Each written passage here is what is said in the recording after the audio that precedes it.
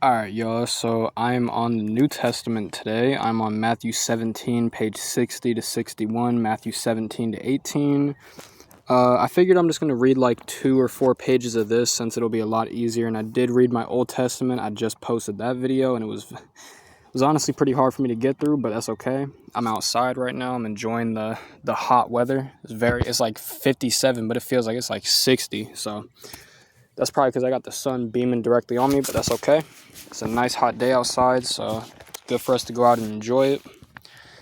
But I'm going to start reading right now. Matthew 17. Long do I have to put up with you? Bring the boy here to me. Jesus gave a command to the demon, and it went out of the boy, and at that very moment he was healed. Then the disciples came to Jesus in private and asked him, "Why couldn't we drive the demon out?" "It was because you did not have enough faith," answered Jesus. "I assure you that if you have as much faith as a mustard seed, you can say to this hill, 'Go from here to there,' and it will go." You could do anything. Jesus speaks again about his death. When the disciples all came together in Galilee, Jesus said to them, "The Son of Man is about to be handed over to men who will kill him, but 3 days later he will rise to life. He will be raised to life." The disciples became very sad. Payment of the temple tax. When Jesus and his disciples came to Capernaum, the collectors of the temple tax came to Peter and asked, "Does your teacher pay the temple tax?" "Of course," Peter answered. When Peter went into the house, Jesus spoke up first. "Simon, what is your opinion? Who pays duties or taxes to the king of this world? The citizens of the country or foreigners?" "The foreigners," answered Peter. "Well then," replied Jesus, "that means that the citizens don't have to pay. But we don't want to offend these people, so go to the lake and drop in a line. Pull up the first fish you hook, and in its mouth you will find a coin worth enough for my temple tax, and yours. Take it and pay them our taxes."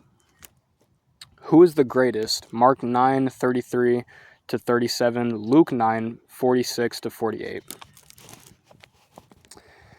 At that time the disciples came to Jesus asking, "Who is the greatest in the kingdom of heaven?" So Jesus called a child, had him stand in front of him, and said, "I assure you that unless you change and become like children, you will never enter the kingdom of heaven.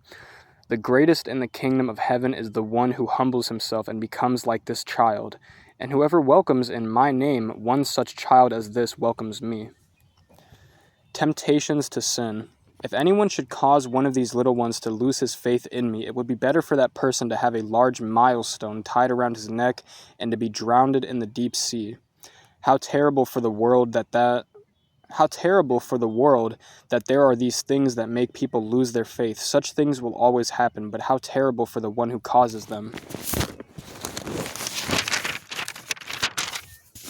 And right there, I think it's basically saying, like, if you were to go up to a little kid it's pretty straightforward. If you go up to somebody and you try to slander their faith and you try to tell them that because they don't believe in this, that they're wrong or whatever, and it messes with their faith, then that's a bad thing to do. You shouldn't do that to anybody.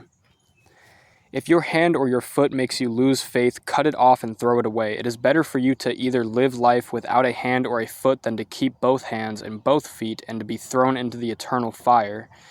And if your eye makes you lose faith, take it out and throw it away. It is better for you to enter life with only one eye than to keep both eyes and to be thrown into the fire of hell. The parable of the lost sheep. See that you don't despise any of these little ones. Their angels in heaven, I tell you, are always in presence of my Father in heaven. What do you think a man does who has 100 sheep and one of them gets lost? He will leave the other 99 grazing on the hillside and go look for the one lost sheep. When he finds it, I tell you, he feels far happier over this one sheep than over the 99 that did not get lost. In just that same way, your Father in heaven does not want any of these little ones to be lost. A brother who sins. If your brother sins against you, go to him and show him his fault, but do it privately, just between yourselves.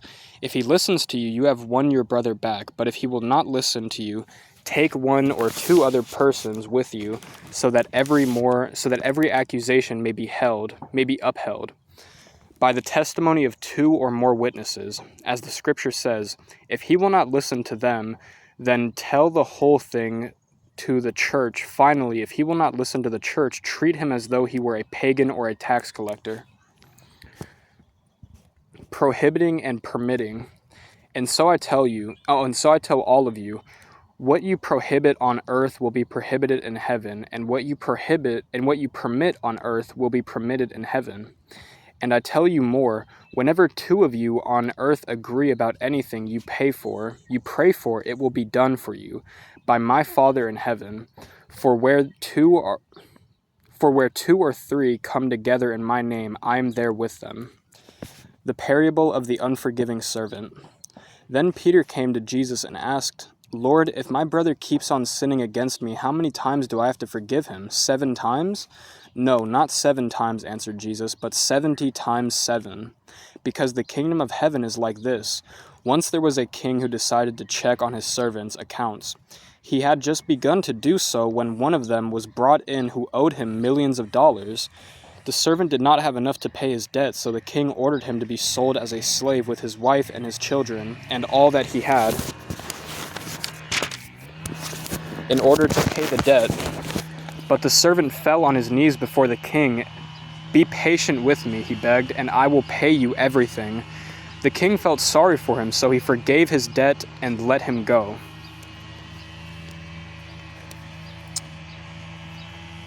Then the man went out and met one of his fellow servants who owed him a few dollars. He grabbed him and started choking him. Pay back what you owe me, he said. His fellow servant fell down and begged him, be patient with me and I will pay you back. But he refused. Instead, he had him thrown into jail until he should pay the debt. When the other servants saw this happen, they were very upset and went to the king and told him everything. So he called the servant in. You worthless slave, he said, I forgave you the whole amount you owed me just because you asked me to. You should have had mercy on your fellow servant just as I had mercy on you. The king was very angry, and he sent the servant to jail to be punished until he should pay back the whole amount. And Jesus concluded, this is how my Father in heaven will treat every one of you unless you forgive your brother from your heart. Jesus teaches about divorce. When Jesus finished saying these things, he left Galilee and went to the territory of Judah, on the other side of the Jordan River. Large crowds followed him, and he healed them there. Some Pharisees came to him and tried to trap him by asking, does our law allow a man to divorce his wife for whatever reason he wishes? Jesus answered, haven't you read the scripture that says that in the beginning the Creator made people male and female? And God said, for this reason a man will leave his father and mother and unite with his wife, and the 2 will become one. So they are no longer 2 but 1. Man must not separate then what God has joined together. The Pharisees asked him, why then did Moses give the law for a man to hand his wife a divorce notice and send her away? Jesus answered, Moses gave you permission to divorce your wives because you are so hard to teach. But it was not like that at the time of creation. I tell you then that any man who divorces his wife for any cause other than her unfaithfulness commits adultery. If he marries some other woman, his disciples said to him, if this is how it is between a man and his wife, it is better not to be married. Jesus answered, this teaching does not apply to everyone, but only those to whom God has given it. For there are different reasons why men cannot marry, some because they were born that way, others because men made them that way, and others do not marry for the sake of the kingdom of heaven. Let him who can accept this teaching do so. Okay, I think that's all I'm going to read for today. That was like a 9-minute video and I read like 4 pages and I'm happy about that. But again, I can read my Old Testament I can read my New Testament a lot better than my old one. And I mean, that's probably because the words are a lot bigger and they're a lot less confusing for me, but that's okay. Again, I'm going to keep trying every day to improve on my reading. I'm going to keep trying to read my Bible multiple times throughout the day. I know it's hard for me to do that because I lose my focus, but that's okay. I'm just going to keep trying. But for today, that should be all. So thank you for whoever watches this. I pray that you have an amazing week and an amazing day. God bless you guys all. And if you haven't gone outside today yet, you should go outside and enjoy what God has given us all, because this earth is all for us. So enjoy it, you know? Enjoy every day that you have on this life. Don't make excuses on why you should be upset. You shouldn't. You should never be mad.